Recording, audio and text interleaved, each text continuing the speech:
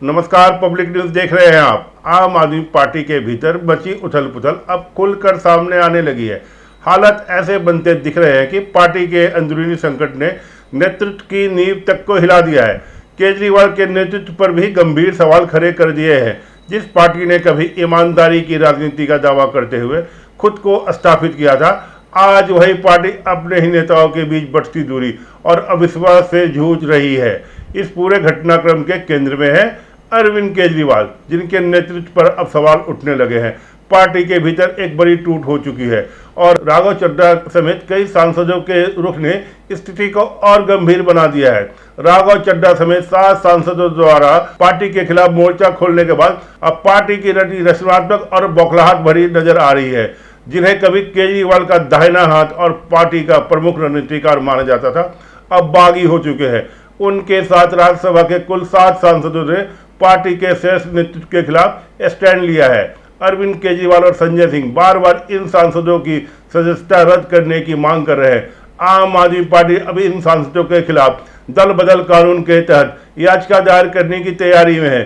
दरअसल अरविंद केजरीवाल न तो संविधान है, न ही संजय सिंह कानून और संविधान। अगर संजय सिंह इतने पढ़े लिखे हैं तो राघव चड्ढा क्या कोई अनपढ़ या गंवार है? और जिस संदीप पाठक को पूरे इलेक्शन मैनेजमेंट के लिए स्ट्रेटजी बनाने के लिए रखा था, दिल्ली आईआईटी का प्रोफेसर है वह भी बेवकूफ़ नहीं है, क्योंकि इन लोगों ने पहले से ही ये सारे नियम कानून के साथ ही आम आदमी पार्टी छोड़ी है। जो अब 2/3 आपके सांसद राज्यसभा के वह सब के सब दस्तखत करके पहले राज्यसभा के चेयरमैन के पास भेजा और उसके बाद प्रेस कॉन्फ्रेंस में ऐलान किया, फिर भारतीय जनता पार्टी ज्वाइन किया। तो फिर अरविंद केजरीवाल के पास विकल्प क्या है? अगर ये 2/3 सांसद होते तो दल बदल निरोधक कानून एंटी डिफेक्शन लॉ की तरह इनके खिलाफ याचिका दायर कर सकते थे। अभी तो हाथ में कुछ है नहीं। अगर और फजीहत करवाना है तो करवाओ, उसके लिए तो आप स्वतंत्र हो। जैसे एनसीपी फजीहत करवाती रही, जैसे उद्धव ठाकरे फजीहत करवाते रहे, सुप्रीम कोर्ट तक पहुंचे, यह लड़ाई चलती रही, पार्टी अलग बन गई और उसके बाद शिंदे की शिवसेना, अजीत पवार की एनसीपी दोनों अलग चुनाव भी लड़ चुकी है, सीटें भी ले आई, सरकार में भी है। और उद्धव ठाकरे और शरद पवार कुछ नहीं कर पा रहे, क्योंकि जो नियम है वो सबके लिए है। जब भारतीय जनता पार्टी या दूसरी रीजनल पार्टियों के सांसदों को, विधायकों को लेकर आते हैं तो उस समय नियम अलग हो जाता है। अगर तेलंगाना के बीआरएस के 10 विधायक कांग्रेस ने अपने साथ शामिल कर लिया तो उस समय एंटी डिफेक्शन नहीं दिखा। यह लोगों से कम पढ़े लिखे व्यक्ति नहीं है। पटनायक, जो कि उनके ही राज्यसभा के सांसद छोड़कर जा रहे हैं, वे भी कुछ नहीं कर पा रहे। तो ऐसी स्थिति में यह अरविंद केजरीवाल या संजय सिंह केवल यह सोच रहा है कि कैसे यह साबित करे कि ये लोग अपने फायदे के, ये लोग ईडी के डर से भागे हैं, उससे कोई फर्क नहीं पड़ेगा। चलो एक बार मित्तल का मान भी लेते हैं, लेकिन संदीप पाठक कौन सा बिजनेसमैन है? परफेक्शन यही बन रहा है कि अरविंद केजरीवाल के इर्द गिर्द के जितने भी लोग हैं जिनकी अपनी पॉलिटिकल औकात नहीं है, वही आम आदमी पार्टी में है। संजय सिंह जो अपने दम पर एक मोहल्ले का चुनाव नहीं जीत सकता, उसे पूरे उत्तर प्रदेश की जिम्मेदारी दे दी गई। पिछली बार जो उत्तर प्रदेश में लोकल बॉडी इलेक्शन हुआ, कुछ नहीं हो पाया। संजय सिंह राज्यसभा में दूसरा टर्म, जब केजरीवाल जेल में था तो उस समय इसको दूसरे टर्म के लिए राज्यसभा भेजा गया। तो अरविंद केजरीवाल के जो इर्द गिर्द लोग बचे हैं, चाहे मनीष सिसोदिया, संजय सिंह या फिर गोपाल राय, वे लोग हैं जिन्हें कोई दूसरी पार्टी पूछ नहीं रही, इनकी जरूरत नहीं है, तो इनको कोई लेगा भी नहीं। इसलिए यह लोग अरविंद केजरीवाल के साथ है। वही अन्ना हजारे ने उनके जले पे नमक छिड़कने वाली बात कह दी है। अन्ना हजारे वही शख्स है जिसने देशव्यापी आंदोलन के नतीजों के तौर पर आम आदमी पार्टी बनी। राघव चड्ढा भी इसी वक्त आपसे जुड़े थे। उनके और अन्य 6 सांसदों के आप छोड़ने पर अन्ना हजारे ने केजरीवाल की पार्टी को ही दोषी ठहराया। अन्ना हजारे ने कहा कि अगर अरविंद केजरीवाल की पार्टी सही रास्ते पर होती तो राघव चड्ढा और अन्य सांसद पार्टी नहीं छोड़ते। वहीं केजरीवाल की यह कार्रवाई केवल अपनी इज्जत बचाने की एक कोशिश है। समस्या केजरीवाल की पार्टी में है। यह 7 सांसद छोड़ के गए हैं। चर्चा होने लगी है कि इनका प्रभाव पंजाब में पड़ेगा कि नहीं, इसका प्रभाव दिल्ली में पड़ेगा कि नहीं। यह पड़ना तो है ही, इसकी शुरुआत भी हो चुकी है। 50 से 60 विधायक अभी दिल्ली और पंजाब में ऐसे हैं जो लोगों के संपर्क में आ चुके हैं। वह कभी भी पाला बदल सकते हैं। इसी बीच भारतीय जनता पार्टी भी इस मुद्दे पर पूरी तरह हमलावर नजर आ रही है। प्रवेश वर्मा ने प्रेस कॉन्फ्रेंस कर अरविंद केजरीवाल पर गंभीर आरोप लगाए। उन्होंने शीश महल पार्ट 2 का जिक्र करते हुए दावा किया कि सत्ता जाने के बाद भी केजरीवाल अपने आलीशान जीवन शैली में कोई कमी नहीं कर रहा है। उन्होंने कुछ तस्वीरें भी जारी की जिसमें कथित तौर पर एक महंगे रिजर्वेशन और सुविधाओं का जिक्र किया गया।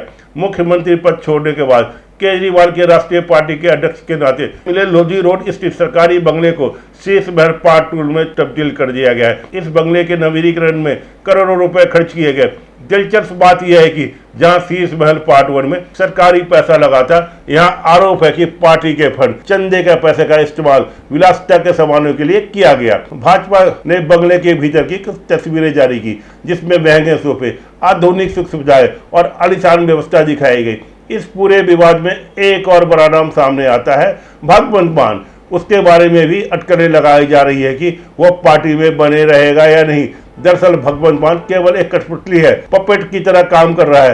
पंजाब सरकार के संसाधनों जैसे हेलीकॉप्टर और फंड का इस्तेमाल केजरीवाल के दौरों के लिए किया जा रहा है। वही राघव चड्ढा का पूरा गुट, अशोक मित्तल से राजेंद्र गुप्ता तक, ये राजेंद्र गुप्ता वही है जो अरविंद केजरीवाल और मनीष सिसोदिया, ये दोनों को राज्यसभा भेजने की बात थी जब संजीव अरोड़ा को हटाया गया था। लेकिन उसके इस्तीफे के बाद भी अरविंद केजरीवाल ने मनीष सिसोदिया को राज्यसभा नहीं भेजा, क्योंकि वो भी एक बड़ा व्यापारी है और उसने भी आम आदमी पार्टी छोड़ दिया है। अब स्थिति है कि अरविंद केजरीवाल जो अशोक मित्तल के बंगले पे रहता था, अब वो बंगला तो छिन गया, तो इसने लोधी रोड में जो सरकारी बंगला मिला है राष्ट्रीय अध्यक्ष के तौर पर, वहां शिफ्ट हो जाएगा। यह केजरीवाल जो बंगले की तस्वीर आज सामने आई है, परवेश वर्मा की तरफ से शेयर किया गया है। वह कह रहे हैं कि सत्ता तो चली गई, लेकिन आलीशान सुख सुविधा का जो मोह है वो केजरीवाल से भंग नहीं हुआ। मनीष सिसोदिया ने यह हरभजन सिंह का बंगला कब्जा कर रखा था। वह अरविंद केजरीवाल अशोक मित्तल के बंगले में, मनीष सिसोदिया हरभजन सिंह के बंगले में। अब ये दोनों भारतीय जनता पार्टी में चले गए। अब ये केजरीवाल को तो रातों रात शिफ्ट हो गया। वो तो पहले से तैयारी कर रहा था कि राष्ट्रीय अध्यक्ष के तौर पर जो बंगला मिला है उसका रिनोवेशन करवा ले। क्या अरविंद केजरीवाल ने खुद के पैसे से खर्च किया? अगर खुद का पैसा खर्च किया होता तो कोई भी सांसद, विधायक या मंत्री अपने घर को खुद से थोड़ा रिनोवेट करवाते हैं। सरकारी पैसे भी होते हैं और खुद भी करवाते हैं। लेकिन अरविंद केजरीवाल तो वो व्यक्ति है जो शीश महल पार्ट 1 था, वो दिल्ली सरकार के पैसे से करवाया। यह पार्टी का पैसा है, क्योंकि राष्ट्रीय अध्यक्ष होते हुए इसने आम आदमी पार्टी में ये बताया कि ये जो राष्ट्रीय अध्यक्ष के तौर पर बंगला है वो मेरा निजी बंगला नहीं है, ये तो सरकार ने राष्ट्रीय पार्टी के राष्ट्रीय अध्यक्ष को दिया है। तो जब तक हम राष्ट्रीय अध्यक्ष है तब तक ये बंगला मेरा है, जब कोई और होगा तो किसी और का हो जाएगा। जैसे सोनिया गांधी राष्ट्रीय अध्यक्ष थी तो उनको बंगला मिला, मल्लिकार्जुन खड़गे हुए उनको बंगला मिला, लेकिन ये राज्यसभा में जाते हैं, बड़े नेता हैं, नेता प्रतिपक्ष है, तो उनको सुविधाएं का उपयोग मिलता है। लेकिन केजरीवाल जब दिल्ली का मुख्यमंत्री था तो उसने कहा था ये मुख्यमंत्री का बंगला है तो दिल्ली सरकार का पैसा लगेगा, यहाँ पार्टी का राष्ट्रीय अध्यक्ष है तो पार्टी का पैसा लगेगा। तो ये जो परवेश वर्मा ने दिखाया है कि देखो ये कहीं भी जाएगा, तो अब सुख सुविधा ऐसे लत लग गई है कि ये जो बड़ी बड़ी बातें करता था कि शीश महल से निकले तो सीधे 2 रूम के फ्लैट में चले जाएंगे, यह फ्लैट ढूंढ रहा था, वो फ्लैट ढूंढता रह गया और उसके बाद शिफ्ट कहाँ हुआ? अशोक मित्तल के बंगले में। यह राज्यसभा सांसद का 1.5 एकड़ का बंगला, वह सुख सुविधा तो मिलेगा ही। फिर उसके बाद यहाँ पेच फंसता रहा कि नहीं, राष्ट्रीय अध्यक्ष के तौर पर मेरे नाम से बंगला हो।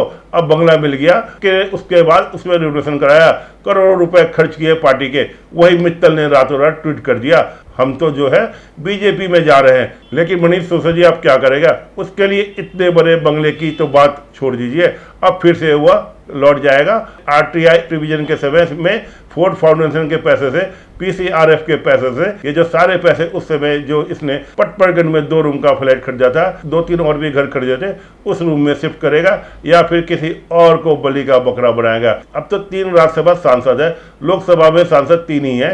हो सकता है कि वो तीनों लोकसभा सांसद देख रहा है होगा आम आदमी पार्टी तो अब गई, आम आदमी पार्टी में तो अब कुछ बचा नहीं है, तो पंजाब से ही 3 लोकसभा सांसद है, उसमें से 2/3 का मतलब 2 लोग अगर चले गए तो लोकसभा से भी गया। उसके बाद विधानसभा की जो स्थिति है वह दिल्ली में अपोजिशन में है। यहाँ भी विधायक टूटना शुरू हो गया है, क्योंकि संदीप पाठक दिल्ली की राजनीति करने वाला है। पंजाब से राज्यसभा ये राघव चड्ढा दिल्ली की राजनीति करने वाला है, पंजाब से जो राज्यसभा सांसद है। तो ये दोनों तो वह लोग हैं जो कि दिल्ली में पूरे संगठन पर पकड़ रखते थे। तो इसका मतलब यह है कि लोगों का जाना और आगे केजरीवाल के लिए गिरफ्तारी का दरवाज़ा, यह तिहाड़ का गेट अब खुलने वाला है, क्योंकि अभी यह 2-3 मामले में हाई कोर्ट में फंसा है। हाई कोर्ट में जज को चेंज करने के मुद्दे पर भी फंस गया। चेंज तो हुई नहीं, अब शराब घोटाले की फाइल भी खुल रही है। अब इसके सबसे ज़्यादा राजदार में से एक, पहले स्वाति मालीवाल ने इसके सारे घरेलू समस्याओं को आगे लाया। अब राघव चड्ढा जो पूरा फाइनेंस देखते थे, ये राघव चड्ढा कोषाध्यक्ष आम आदमी पार्टी का सारा पैसे की जिम्मेदारी इसी के पास थी। तो जो उस समय जो कुछ राज बचे हैं, जो सबूत के जरिए आएंगे, तो अब अरविंद केजरीवाल की गिरफ्तारी होगी, बंगला भी छिन जाएगा। वहीं दिल्ली और पंजाब दोनों ही राज्यों में आम आदमी पार्टी की स्थिति अब पहले जैसी मजबूत नहीं दिख रही। ऐसे में अगर विधायक का टूटना शुरू होता है तो पार्टी के लिए बड़ा संकट साबित हो सकता है। आम आदमी पार्टी के मामले में भी कुछ ऐसा ही होता दिख रहा है। पार्टी के अंदर जो असंतोष पहले से दबा हुआ था, अब स्वाति मालीवाल का बयान भी इसी दिशा की ओर इशारा करता है। स्वाति मालीवाल ने भी अब खुलकर मोर्चा खोल दिया है। उन्होंने मीडिया से बातचीत करते हुए साफ कहा कि वो प्रधानमंत्री मोदी के काम से प्रभावित है। उन्होंने केजरीवाल पर प्रत्यार करते हुए कहा कि गद्दार हुआ नहीं, बल्कि केजरीवाल है जिन्होंने आंदोलन के आदर्शों को धोखा दिया। उन्होंने यह भी संकेत दिया कि यह तो सिर्फ शुरुआत है, आने वाले समय में और बड़ी फूट देखने को मिल सकती है, क्योंकि अभी अरविंद केजरीवाल की स्थिति 2015 वाला नहीं है, जब वो किसी के साथ कुछ भी करते, योगेंद्र यादव के साथ करते, प्रशांत भूषण, आशीष खेसान, आशुतोष कुमार विश्वास के साथ, प्रोफेसर आनंद के साथ क्या किया ये सबको पता है। भाई कुछ भी कर लो, कुछ तो होने वाला नहीं है, कुछ फर्क नहीं पड़ना था, क्योंकि उस समय इसके हाथ में पावर थी, यह दिल्ली का मुख्यमंत्री, और उसमें भी 70 में से 67 सीट इसके पास थी। कौन इससे पंगा लेगा। लेकिन आज अरविंद केजरीवाल क्या है, दिल्ली में विपक्ष की भूमिका में 29 विधायक ये कभी भी टूटकर चले जा सकते हैं। उनको लगता है कि अगले कुछ समय में यहाँ पर सरकार में वापसी तो होगी नहीं। अरविंद केजरीवाल की पंजाब में जो सरकार जो है वो भी 8-10 महीने की सरकार है, उसमें भी अगर कोई जाता है तो एंटी डिफेक्शन तो लगाओगे, तो उसमें उपचुनाव तो होगा नहीं। एक बड़ा सवाल बना हुआ है, अगर यह सिलसिला इसी तरह जारी रहा तो आम आदमी पार्टी के राष्ट्रीय स्तर पर बड़ा नुकसान हो सकता है। सबसे बड़ी चुनौती अब अरविंद केजरीवाल के सामने यह है कि वह इस संकट में कैसे बाहर निकले। क्या पार्टी को एकजुट रखने में सफल होगा या फिर यह टूट और बढ़ेगी। फिलहाल जो तस्वीर सामने आ रही है वह यह बताती है कि यह केवल एक राजनीतिक विवाद नहीं, बल्कि एक बड़ी राजनीतिक कहानी की शुरुआत है। आज जो कुछ भी आम आदमी पार्टी के साथ हो रहा है वह उसके पुराने सहयोगी प्रशांत भूषण, योगेंद्र यादव, कुमार विश्वास के साथ किए गए व्यवहार का कर्म फल रहा है। जो पार्टी आरटीआई और पारदर्शिता के दम पर आई थी, वह आज विलासिता, आंतरिक कला और भ्रष्टाचार के आरोप में घिरी हुई है। तो अब अगले कुछ महीने में झाड़ू बिखरने वाला है। फिलहाल राघव चड्ढा का यह तमाचा आपके लिए सबसे बड़ी चुनौती साबित हो रहा है। धन्यवाद, मिलते हैं अगले वीडियो में, तब तक जुड़े रहिए हमारे साथ। ताज़ा खबरों से जुड़े रहने के लिए हमारे चैनल को सब्सक्राइब करें और बेल आइकन को दबाना ना भूलें, ताकि हर खबर की नोटिफिकेशन आपको मिलती रहे।